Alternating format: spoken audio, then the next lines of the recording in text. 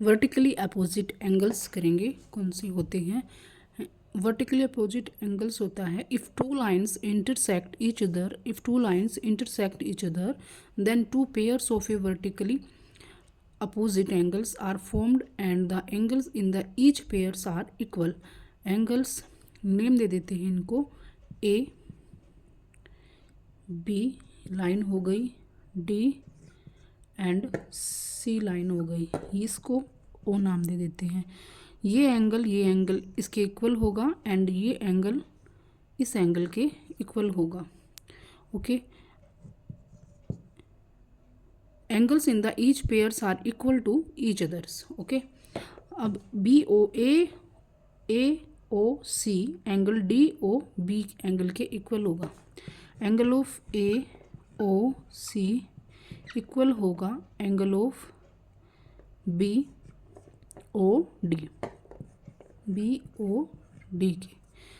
इसी प्रकार से angle of A O D equal होगा सी ओ बी के। Angle of A O D equal होगा angle of B O C के, this is vertically opposite angles. Parallel lines क्या होती हैं, any two lines which lie on the same plane, जो same plane पर line करे and said to be parallel to each other if their distance from each other remains same. अगर इनकी distance हमेशा same रहती है तो हर जगह वे क्या करती हैं, कभी भी मीट ईच अदर नहीं करती, they never meet each other. Okay, मान लो ये एल लाइन है और ये एम है, दोनों पैरेलल लाइन है और ये हमने जो है एंगल इसको नेम दे दिया 1, इसको दे दिया 2, इसको 3 एंड 4 5, इनका नेम पुट कर देते हैं हम 6 7 और 8। ये हमें इसके नेम रख दिए हैं इनके। और अब हमें बताना है कोरोस्पोंडिंग एंगल कौन सा होता है। कोरोस्पोंडिंग एंगल कौन सा होगा, transversal intersection two parallel lines. ठीक है, then each pairs of corresponding angles, यानी कि 1 और 5 एंगल जो इस लाइन के बिल्कुल एक साइड होंगे, इंटरसेक्ट करेंगे टू पैरेलल लाइंस के, then each pair of corresponding angles equal, यानी कि 1 और 5 कोरोस्पोंडिंग एंगल ये क्या होंगे, इक्वल होंगे। एंगल ऑफ 1 इक्वल होगा एंगल ऑफ 5 के, एंड ये तो हो गया एक एंगल। सेम सेकंड एंगल क्या हो जाएगा, एंगल ऑफ 2 एंगल ऑफ 6 के इक्वल हो जाएगा, एंगल ऑफ 2 एंगल ऑफ 6 के इक्वल हो जाएगा, ये भी कोरोस्पोंडिंग एंगल है। And angle of 4 angle of 8 के इक्वल हो जाएगा, एंगल ऑफ 4 8 के इक्वल होगा, क्योंकि ये भी कोरोस्पोंडिंग एंगल है। एंगल ऑफ 4 एंगल ऑफ 8 के इक्वल होगा।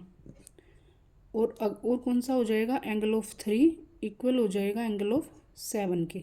ये कोरोस्पोंडिंग है, यानी कि एक ही लाइन के जो लाइन से अलग अलग साइड में हैं तो वो क्या हो जाएंगे, कोरोस्पोंडिंग एंगल हो जाएंगे। एंगल ऑफ 3 इक्वल होगा एंगल ऑफ 7 के।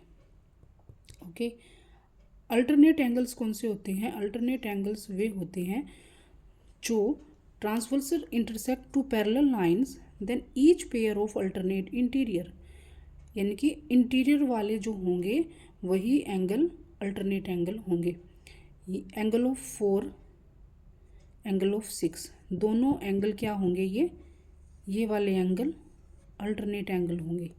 Angle of 4 angle of 6 alternate angle होगा, और angle of 3 angle of 5 alternate angle होंगे। Angle of 3 angle of 5 alternate, दोनों इक्वल एंगल होंगे। ये अल्टरनेट इंटीरियर एंगल होता है। ये एंगल तो अल्टरनेट इंटीरियर एंगल आ गए हमारे, इंटीरियर। और अगर एक्सटीरियर पूछे, एक्सटीरियर अल्टरनेट दो टाइप्स के होते हैं अल्टरनेट भी। एक्सटीरियर एंगल्स क्या होगा अल्टरनेट का, वो होगा एंगल ऑफ, एक तो अंदर वाला और एक बाहर, यानी कि बाहर बाहर वाले। ये एंगल ऑफ 1 बाहर है, एंगल ऑफ 7 बाहर है, यानी कि देखो ऐसे एंगल ऑफ 1 और एंगल ऑफ 7 ये दोनों एक्सटीरियर एंगल हैं। और इसके अंदर वाले एंगल कौन से होंगे, इंटीरियर वाले कौन से बताए थे, एंगल ऑफ 4 और एंगल ऑफ 6, ये इंटीरियर थे और ये एक्सटीरियर हैं, ये वाले एक्सटीरियर हैं।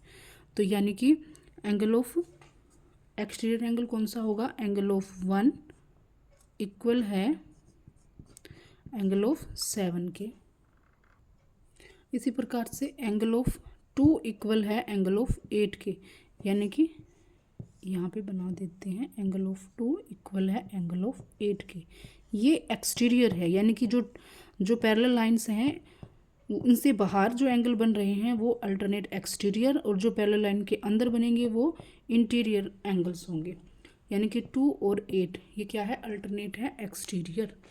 तो angle of 2 and angle of 8 ये क्या हो जाएगा, एक्सटीरियर एंगल हो जाएगा। हमने कर लिया corresponding alternate angles and exterior angles. इसके बेस पर हम करेंगे नेक्स्ट वीडियो में कुछ क्वेश्चन प्रैक्टिस जो इनके बेस पर होंगे। अल्टरनेटिव एंगल कौन सा होता है, कॉम्प्लीमेंट्री, सप्लीमेंट्री एंगल, ये क्वेश्चन हम सॉल्व करेंगे नेक्स्ट वीडियो में।